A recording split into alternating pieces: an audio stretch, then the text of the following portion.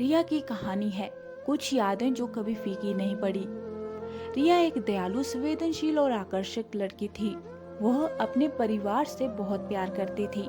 उसके माता पिता उसका बहुत ख्याल रखते थे और उसको हमेशा कैरियर के प्रति प्रोत्साहित करते थे।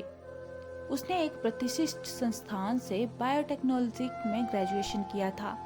उसने लेक्चरर के रूप में काम किया था और उसकी मदद करने की प्रवृत्ति के कारण हर कोई उसको पसंद करता था। रिया को एडवेंचर बहुत पसंद था और उसके जीवन में बहुत सारी महत्वाकांक्षाएं थी।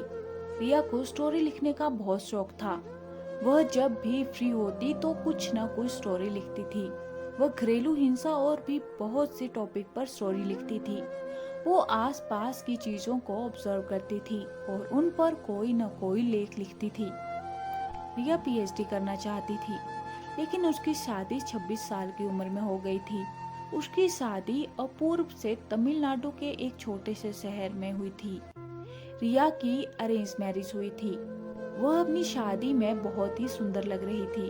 खूबसूरत लहंगे में बहुत ही मनमोहक लग रही थी। शादी में आए हुए सारे मेहमानों की आंखें उस पर ही टिकी हुई थी। उसकी शादी बहुत ही भव्य रूप से हुई थी। बहुत सारे मेहमान और उसके सारे दोस्त भी उसकी शादी में आए थे। अपूर्व मुंबई में एक आईटी कंपनी में मार्केटिंग डिपार्टमेंट में था। अपने परिवार का इकलौता बेटा होने की वजह से वह अपने माता पिता का बहुत ही ज्यादा चहेता था। उसकी हर एक बात मानी जाती थी। वह एक पुरुष अहंकारी व्यक्ति था। वह पैसे और प्रसिद्धि के आधार पर लोगों को महत्व देता था। शादी के बाद रिया अपने हस्बैंड के पास मुंबई शिफ्ट हो गई थी। शुरुआत में सब कुछ ठीक चल रहा था और उसको मुंबई में अच्छा लगने लगा था। कुछ समय बाद रिया ने एक बेबी गर्ल को जन्म दिया। रिया के परिवार वाले बहुत खुश थे, पर उसके ससुराल वाले ज्यादा खुश नहीं थे, क्योंकि वह चाहते थे कि उनके बहू बेटे का लड़का हो। दिन बीतते गए और पूर्व के माता पिता रिया को शारीरिक और मानसिक दोनों तरह से प्रताड़ित करने लगे। उन्होंने उसके साथ मारपीट और दुर्व्यवहार किया। रिया ने अपनी बेटी के लिए सब कुछ सहन किया, क्योंकि वह नहीं चाहती कि उसकी बेटी उसके डैड से अलग हो। अपूर्व की माँ रिया से कहती है कि वह उसके बेटे के लिए सक्षम नहीं है। ये बात सुनकर रिया को बहुत आघात पहुंचा और वह बहुत रोई। अपूर्व अपने जीवन में हमेशा अपने काम के साथ व्यस्त रहता था और रात में फुटबॉल मैच देखता था। यहाँ तक कि वह रिया पर जरा भी ध्यान नहीं देता था। उस बड़े से घर में रिया अपने आप को अकेला महसूस करने लगी थी।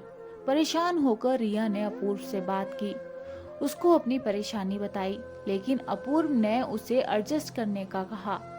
एक दिन वह अपनी बच्ची के साथ उसके पिता के घर चली गई। उसके घर पहुंचते उसको परेशान देखकर उसके माता पिता ने उससे परेशान होने की वजह पूछी। रिया ने रोते हुए सारी बात की वह घरेलू हिंसा की शिकार हुई है। सारी बात सुनकर उसके माता पिता हैरान रह गए कि उसकी बेटी के साथ दुर्व्यवहार हुआ।